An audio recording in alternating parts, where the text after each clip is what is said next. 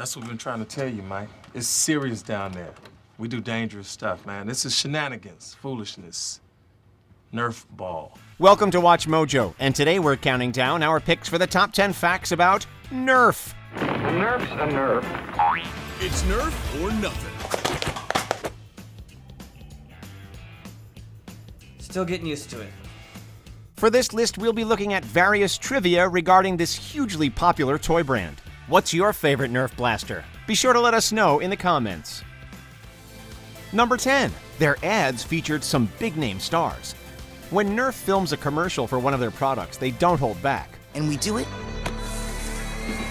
because we can. Their advertising department knows what kids want. NERF ads from the 90s, however, remain arguably their most memorable. Not only did they have their finger on the pulse of pop culture trends, but the casting director also had a real eye for talent. NERF commercials that aired in the 90s featured a number of actors that would go on to become big stars. One such ad follows actor Seth Green having fun with a NERF slingshot at the mall. Babe alert.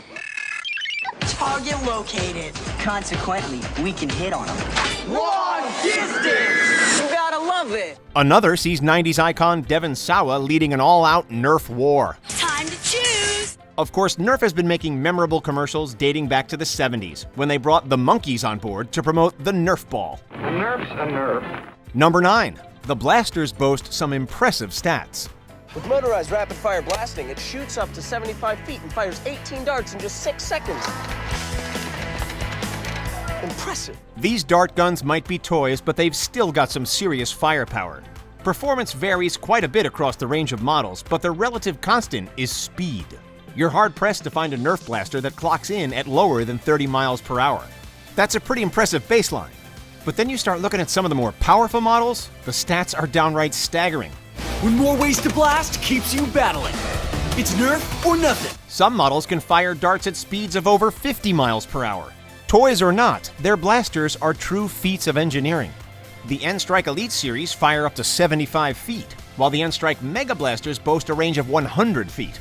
Vortex discs can go even further. Vortex, all new advanced disc blasting for intense action and XLR technology for extreme distance. As if that's not impressive enough, the Hailfire can shoot 144 darts in 30 seconds. This means that a fully loaded Hailfire will give you an unprecedented endurance advantage on the battlefield. Number 8. The origins of the NERF name aren't as wacky as you might think.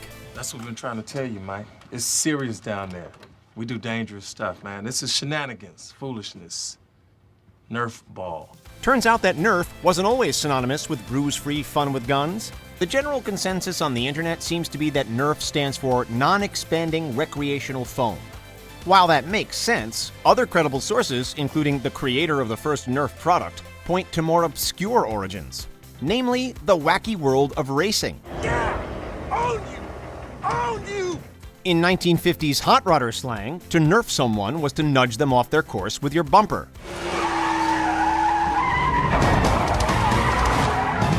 From this, NERF bars became slang for custom bumpers in general, and can now be applied to various types of protective bars, including the foam padding on off-road vehicles. Basically, NERF is synonymous with avoiding damage, in this case through the use of foam. Sounds about right.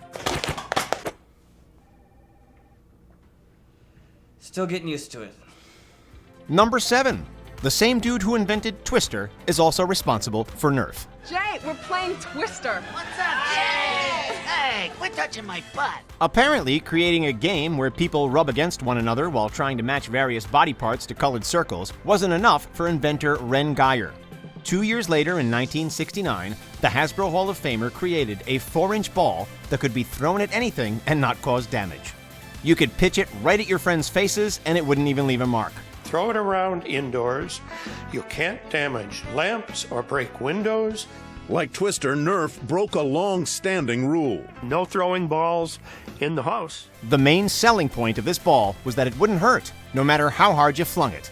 And this apparently thrilled American children everywhere. Originally, Geyer was using the foam in a game with actual rules, but that inevitably devolved into vigorous ball chucking. Over time, this evolved into the projectile-focused brand we know today. In 1991, Hasbro bought Parker Brothers and took Geyer's hit to another level. starting with a bow and arrow. A few years later, they kicked it up another notch, creating high-performance blasters. Number 6. Nerf guns aren't just for kids. Though kids might be the target demographic, Nerf guns appeal to consumers of all ages. Susie, why do you have a... Janet? Is that... What's going... What are you guys... What are you doing? Given the popularity of paintball and shooter video games, it's not surprising that some people continue to recognize the appeal of these projectile-based toys well into adulthood. It turns out that it's a large enough demographic that the company actually has a line of blasters specifically tailored towards teens and grown-ups. The Nerf Rival Blasters boasts top-of-the-line precision and more power, and are intended to be used in the context of competitive play. It fires the rounds at 100 feet per second, which is almost 70 miles an hour. Considering how pricey Nerf guns can get, a paycheck certainly helps. Some of the more powerful Nerf products released over the years have retailed around the $100 mark. Discontinued models can go for upwards of $500. Number 5. NERF is making a fortune. Nerf guns have been in production for decades, but the novelty clearly hasn't worn off. During the 2017-18 holiday season, the Nerf N-Strike Elite Strong Arm Blaster was Amazon's best-selling toy. Since the introduction of Nerf blasters, over 4 billion darts have been sold and counting. And because we live in a world where the internet seemingly has every answer, we now know that that's enough darts to circle the globe several times over. And he solves the equation. The crowd goes wild. Nobel! Nobel! Those figures are staggering, but those are just the darts. As of 2019, the brand is valued at $411 million, which is nearly double its valuation back in 2015. But, as you can see here, our third quarter profits were up by 9.5%. In 2010, Super Soaker was merged with Nerf by Hasbro, essentially giving them a monopoly on the toy gun market. When it comes to soaking, there's only Super Soaker. Bring on summer. Number 4. Nerf wars are a thing. Though their existence might not be common knowledge, local Nerf wars are regularly held all around the world.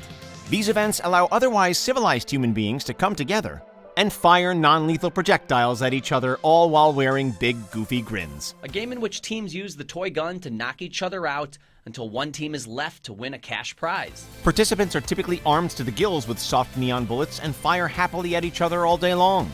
In Texas, one such event involved over 4,000 people and even more Nerf blasters. Careful where you point that thing, though. A Missouri couple faced assault charges for Nerf darting a drive-thru worker. Can't shoot someone when they're driving, you can't shoot someone when they're at a sports practice or in activities of any sort. You can't shoot anyone at school grounds, including the middle school. The attack likely caused more confusion than it did pain, but then again, guns are no laughing matter, so keep Nerf fights to willing participants. Oftentimes, it does scare residents who don't know what's going on. Number 3. George Clooney, Nerf herder. Sorry to inappropriately borrow a term from Star Wars. Why, you stuck-up, half-witted, scruffy-looking Nerf herder! A-list actor, tequila baron, and all-around silver fox George Clooney does not literally herd the herbivores known as Nerfs in a galaxy far, far away. When he's sitting in the director's chair, however, he does reportedly use Nerf blasters to herd his actors, so to speak. Why do this? Why not do it? When filming The Ides of March, Clooney reportedly brought one of the toy guns on set with him. There's nothing. There's no voice messages, no texts, no emails, no pictures, no tape. And yet, I'm standing right here. Yeah. Well, go home. According to actor Evan Rachel Wood, who admits to having stolen his blaster on occasion, she got shot a few times during the production. Clooney also brought Nerf balls to the set of Up in the Air, where he similarly used them to keep the mood light. He broke up with you over text message? It's kind of like firing someone over the internet. Number 2. Nerf guns have snuck into your favorite programs. Nerf designs are a big part of their appeal. These toys look like awesome futuristic weapons straight out of a sci-fi movie.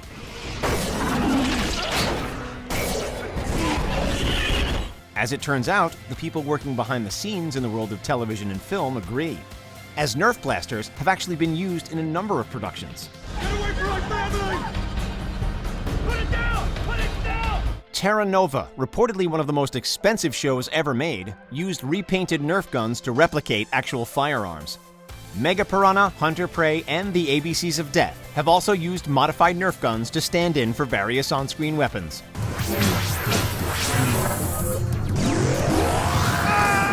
People have also pointed out Nerf guns being used in a number of Disney Channel productions, usually as sci-fi weaponry like ghost blasters or laser guns. Before we unveil our top pick, here are a few honorable mentions. The company produces over 445 million darts annually. That's a lot of darts. Mom! Thanks, Mom! Nerf has struggled to settle on a catchphrase. It's Nerf or nothing and enlist, engage, and force are just two examples. It's Nerf or nothing. Hasbro HQ is a Nerf-friendly zone. There are various testing environments modeled after common play areas. Awesome! You're right, Todd. This is awesome. Before we continue, be sure to subscribe to our channel and ring the bell to get notified about our latest videos. You have the option to be notified for occasional videos or all of them. If you're on your phone, make sure you go into your settings and switch on notifications. Number 1. There's a major modding community. Though it's pretty cool to think of Nerf blasters being used on the big screen, prop designers aren't the only ones getting creative. There's an entire Nerf subculture that does it every day. The Nerf modding community takes various blasters and alters them to resemble weapons from real-life, popular movies, shows, and video games. Aficionados spray paint their firearms, add pieces, lights, and sound effects to make really awesome and badass creations. The modifications are more than aesthetic, though. Many modders swap out parts to give their blasters more power or extended magazines, or create wholly unique custom Nerf blasters. The company does not endorse modding, given the inherent risks, but that has by no means slowed down the growth of the community. Do you agree with our picks? Check out this other recent clip from WatchMojo, and be sure to subscribe and ring the bell to be notified about our latest videos.